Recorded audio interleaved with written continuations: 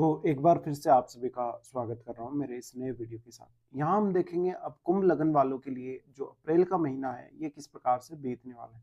इस महीने में आप अपनी आर्थिक स्थिति को, अपने रिलेशनशिप को या अपने करियर को किस तरीके से प्लान कर सकते हो और कौन-कौन से ऐसे गोचरीय स्थितियाँ हैं जो आपके लिए फेवरेबल हो सकती हैं।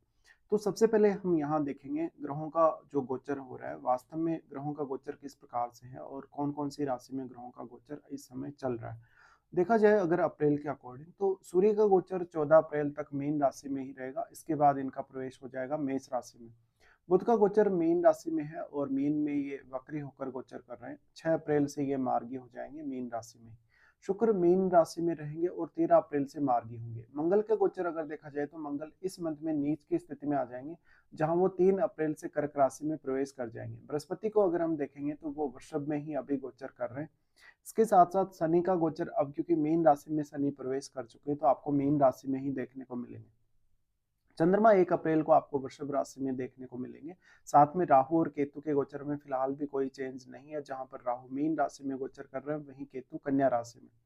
तो ये गोचरीय स्थितियां हैं। इसके बाद अब हम देखेंगे इसका वास्तव में जो प्रभाव है गोचर का, वो आपको किस प्रकार का देखने को मिल सकता है। देखिए सबसे पहले हम यहाँ लग्नेश के बारे में ही चर्चा करते हैं हर बार। तो लग्नेश आपके यहाँ जो है शनि है और शनि 12th लॉर्ड भी है। शनि अब आपके सेकंड हाउस में आ चुके हैं, सेकंड हाउस में आ चुके हैं और यहाँ सेकंड हाउस में इस मंथ में काफी सारे ग्रहों का जो जमावड़ा है गोचर में वो रहेगा। तो एक थोड़ा-सा जो रिस्पॉन्सिबिलिटी है आपकी, जो परिवार के प्रति या खुद की अर्निंग्स के प्रति, वो बहुत ज़्यादा बढ़ जाएगी। साथ ही यहाँ लग्नेश होकर शनि इस तरीके से गोचर कर रहे हैं, तो जातक थोड़ा ज़्यादा हावी होने की कोशिश करेगा अपने अर्निंग्स से जुड़े मैटर्स पे या अपनी फैमिली रिलेटेड मामलों में। यहाँ जातक को जितना चाहिए उतना उसको प्रैक्टिकल होना चाहिए और फैमिली के साथ कोई बहुत बड़ी अपेक्षा आपको नहीं रखनी चाहिए। हालाँकि जो यहाँ शनि के डिस्पोज़िटर होंगे, वो काफ़ी अच्छी स्थिति में होंगे आपके चार्ट में। लेकिन यहाँ शनि वास्तव में इन इतने ग्रहों के साथ बैठे हैं, तो आपको कोई न कोई कन्फ्यूज़न या कोई न कोई थोड़ी-सी जो स्थिति है खराब ज़रूर देखने को मिलेगी पारिवारिक मामलों में। यहाँ जातक को अब ज़्यादा से ज़्यादा एफ़र्ट्स करने होंगे, उसको अपनी जो भी ज़िम्मेदारियाँ उनको पूरा करना होगा। यहाँ शनि जो है वो 12th लॉर्ड है, 12th लॉर्ड होकर जिस इस तरीके से शनि स्थित है, इसका मतलब है आप अगर फ़ॉरेन में सेटल हैं, तो आपको काफ़ी ज़्यादा इनकम होगी और अगर आप अपनी कंट्री में सेटल्ड हैं तो आप अपना कोई पारिवारिक बिजनेस पे ध्यान दे सकते हैं। शनि यहाँ स्थित होने से आपकी वाणी जो रहेगी वो थोड़ी-सी क्रूर हो सकती है या बहुत ज़्यादा सत्यवादी आप हो सकते हैं। तो हो सकता है कि आपका जो व्यवहार है उसकी वजह से कुछ लोगों को परेशानी हो, इवन आपकी फैमिली के लोगों को भी। शनि यहाँ लग्नेश होकर स्थित है, तो अब जातक पूरा ही डेडिकेटेड रहेगा अपने पारिवारिक मामलों में। अगर आप परिवार से जुड़ा हुआ कोई बिज़नेस या पारिवारिक रूप से पहले से कोई चला आ रहा कोई भी काम या बिज़नेस में अगर इन्वॉल्व होना चाहते हैं, तो एक बहुत ही बढ़िया स्थिति बन सकती है। शनि यहाँ से फिर दृष्टि डालेंगे आपके 4th हाउस पे। 4th हाउस पे जो दृष्टि पड़ेगी ये आपको और भी ज़्यादा समर्पित बनाती है अपने घरेलू मामलों में और डोमेस्टिक लाइफ में। शनि की यहाँ दृष्टि होने से जो भी स्टूडेंट्स हैं उनके लिए थोड़ा-सा उनकी एजुकेशन में स्लो स्थिति देखने को मिलेगी। लेकिन विशेष तौर पे ये जो मंथ रहेगा अप्रैल का जो महीना है, क्योंकि अभी मार्च में ही शनि ने प्रवेश किया है मीन राशि में, तो अर्निंग्स के हिसाब से और फैमिली के रिलेशंस के हिसाब से बहुत इम्पोर्टेंट है। शनि यहाँ दृष्टि डालेंगे तो अब घर में कोई कंस्ट्रक्शन रिलेटेड काम आप करवा सकते हैं। घर खरीदना हो, प्रॉपर्टी वगैरह खरीदनी हो तो एक बहुत अच्छा समय आपको नज़र आ सकता है सामने। शनि यहाँ दृष्टि डालेंगे तो परिवार के सदस्यों के साथ, स्पेशली आपकी माताजी के साथ थोड़े बहुत रिलेशंस को लेकर आपको दिक्कतें ज़रूर रह सकती हैं। लेकिन यहाँ जातक जो होगा काफ़ी ईमानदार होगा, काफ़ी रिस्पॉन्सिबल होगा। आप वैसे भी शनि से ही संचालित होते हैं। आपके जो लगन के स्वामी हैं शनि खुद ही हैं, तो आप में शनि वाले गुण हैं ऑलरेडी और आप ये निश्चित तौर पे ही जानते हैं कि फैमिली के साथ आपको किस तरीके का बिहेवियर रखना है या अन्य लोगों के साथ आपको किस तरीके से पेश आना है। फिर यहाँ जो शनि का दृष्टि रहेगा वो आपके अष्टम भाव पे रहेगा। अष्टम भाव पे ये दृष्टि पड़ना आपके लिए इनकम सोर्सेज के मामले में बेहतर स्थिति दिखाएगा। साथ-साथ में आपको लाइफ में कोई भी बड़ा चेंज अगर आता है इस दौरान तो आप उसको अच्छे से हैंडल कर लेंगे। शनि का दृष्टि जो यहाँ है वो आपको रिसर्च पर्पस या अकल्ट से जुड़े मामलों में भी काफ़ी सपोर्ट करेगा। साथ ही साथ जो यहाँ सेकंड लॉर्ड है, क्योंकि डिस्पोजिटर हैं वो शनि के और इनकी स्थिति आपके 4th हाउस में है। 4th हाउस में यहाँ उच्च के चंद्रमा भी स्टार्टिंग में रहेंगे।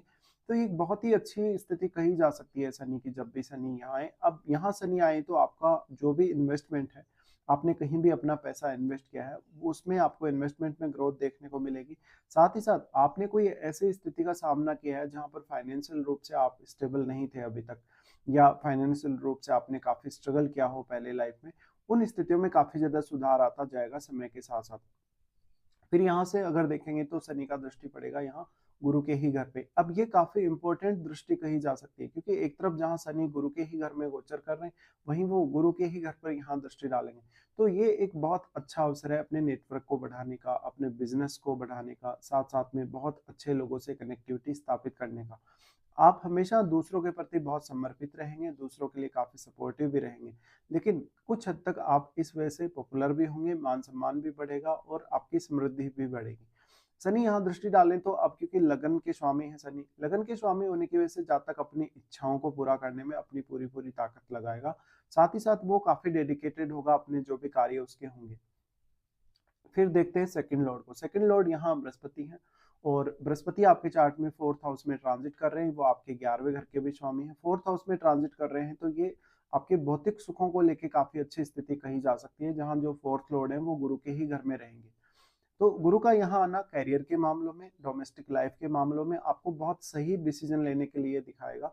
साथ ही साथ जातक का अपनी माताजी के साथ जो है संबंध समय के साथ-साथ इम्प्रूव होगा और आपकी जो पारिवारिक ज़िम्मेदारियाँ हैं, उनको आप बेहतर तरीके से समझ सकेंगे। गुरु यहाँ धन लाभ के साथ-साथ प्रॉपर्टी में भी आपको लाभ करवा सकते हैं और ये जो लाभ होगा ज़्यादातर आपके डिसीजन की वजह से होगा, आपके विवेक या आपकी बुद्धिमत्ता की वजह से होगा। फिर यहाँ गुरु बैठे हैं तो वो दृष्टि डालते हैं आपके 8वें घर पे। अब 8वें घर पे लग्नेश की भी दृष्टि पड़ रही है, तो जो भी लोग अष्टम भाव से संबंधित काम कर रहे हैं, भले ही आपका काम किसी भी प्रकार का हो, उन लोगों को बहुत सपोर्ट मिलेगा, अर्निंग्स के मामले में भी सपोर्ट मिलेगा और खुद को आप बहुत अच्छे से समझ पाएँगे। आपके लिए क्या सही है, क्या गलत है, कौन-सा डिसीज़न आपका ऐसा है जो सही रह सकता है या कौन-सा डिसीज़न आपका ऐसा है जो गलत हो सकता है।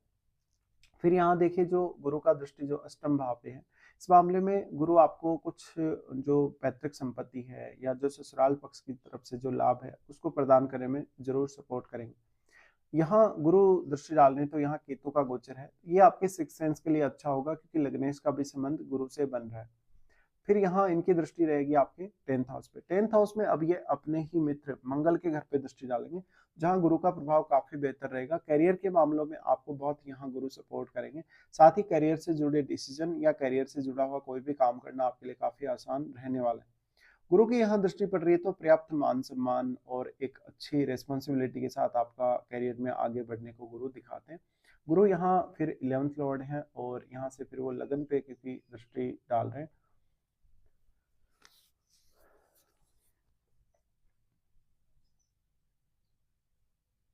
फिर यहाँ से गुरु डाल रहे दृष्टि आपके 12th हाउस पे। 12th हाउस पे जो इनकी दृष्टि पड़ रही है, ये आपको फॉरेन टूर करने या इवन फॉरेन में सेटल होने के लिए प्रेरित करेगी। साथ ही साथ फॉरेन से अगर आपको पैसा आता हो, आप ऑलरेडी फॉरेन में ही सेटल्ड हो और आप अच्छी खासी अगर ग्रोथ कर रहे हैं, आपकी अच्छी खासी अगर अर्निंग है या मान लीजिए अभी आप करने का प्रयास कर रहे हैं, ऐसा नहीं हो पा रहा, तो गुरु इसमें आपको सपोर्ट करेंगे।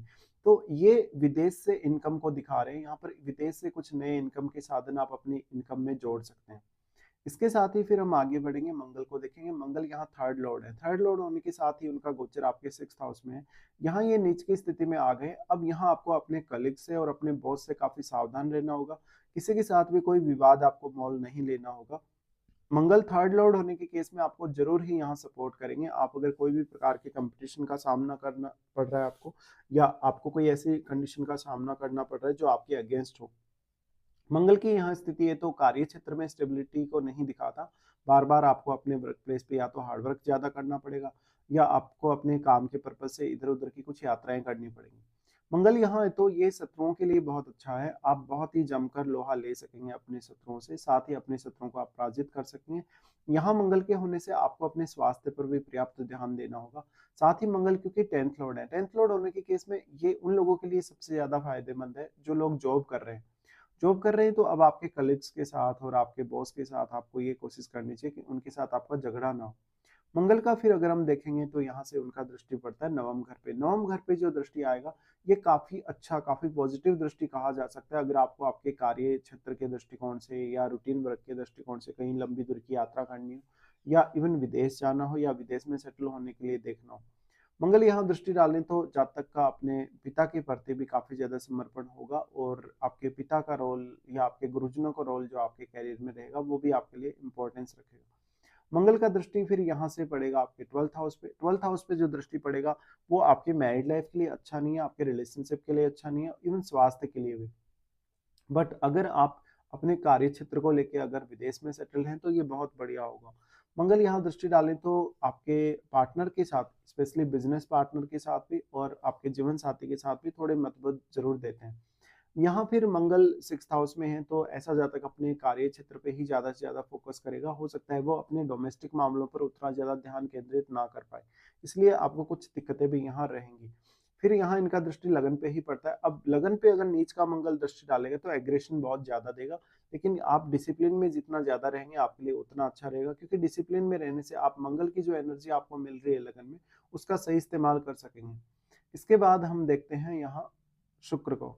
शुक्र फोर्थ लॉर्ड है। फोर्थ लॉर्ड होने के साथ साथ नवम घर के स्वामी है और आपके सेकंड हाउस में गोचर कर रहे हैं।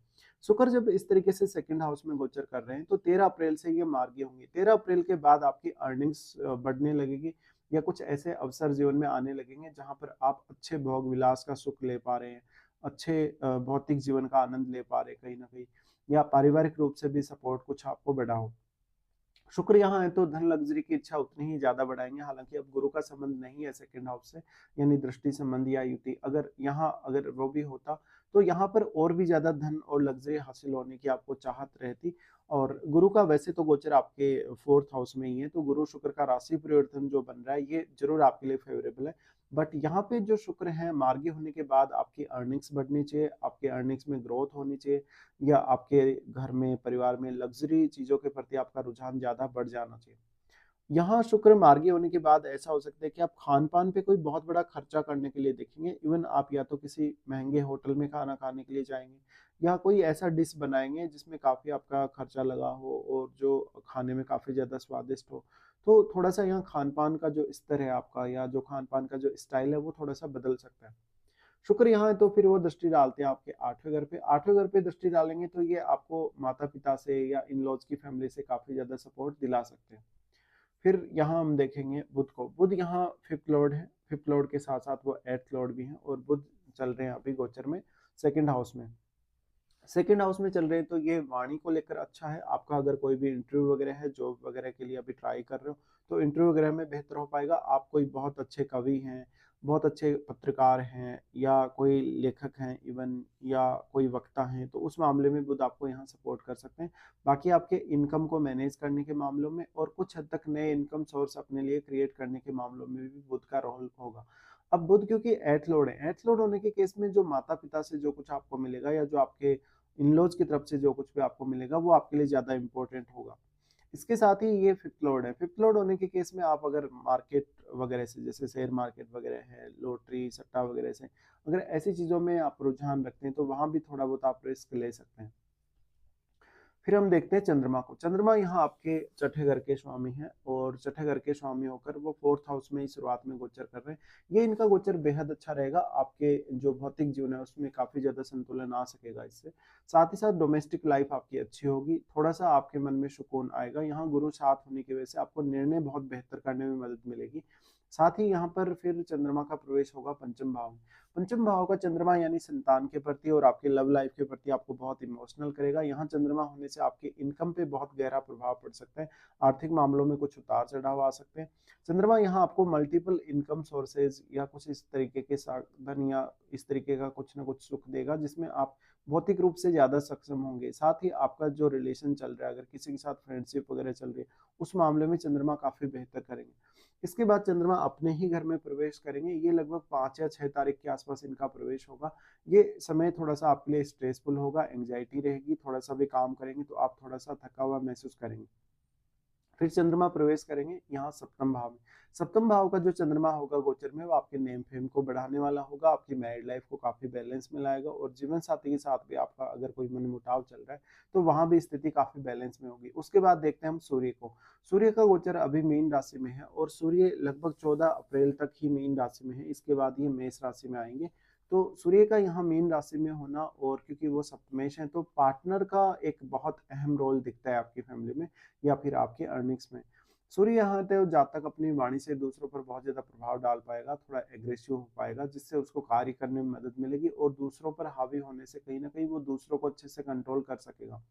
सूर्य यहाँ है तो आपके माता-पिता का रोल, इवन आपके पिता का रोल बहुत अहम होने वाला है आपकी फैमिली लाइफ में।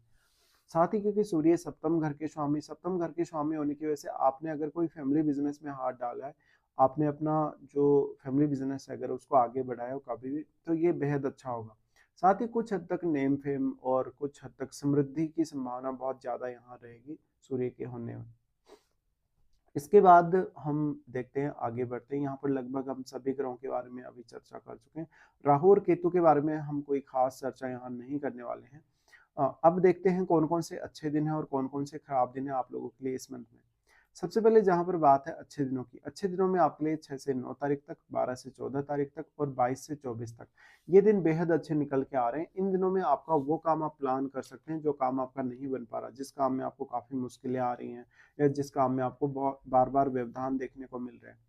इसके बाद अगर हम देखें तो कुछ जो खराब दिन है जो आपके लिए इस मंथ में रह सकते हैं, चंद्रमा का गोचर जब अपनी ही राशि में होगा, कर्क राशि में, तो वैसे तो ये अपने ही घर में होंगे, लेकिन यहाँ क्योंकि मंगल अभी गोचर कर रहे हैं कर्क राशि में, 10 और 11 का समय थोड़ा स्ट्रेसफुल होगा, किसी के साथ मनमुटाव हो सकता है, आपका कोई बहुत बड़ा खर्चा हो सकता है, साथ ही आपका जो ऑफिस का एनवायरनमेंट होगा वो आपके फेवर में नहीं होगा, या आपके बॉस या आपके जो कलीग्स होंगे वो आपके ऊपर कोई बहुत बड़ी जिम्मेदारी डाल सकते हैं।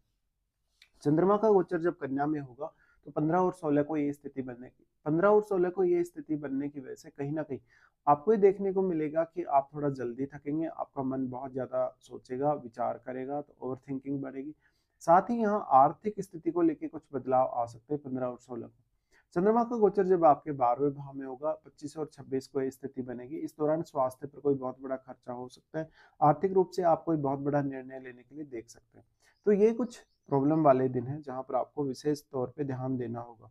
तो फिलहाल हम यहाँ डिस्कस कर चुके हैं। फिलहाल आपको वीडियो देखने के लिए धन्यवाद।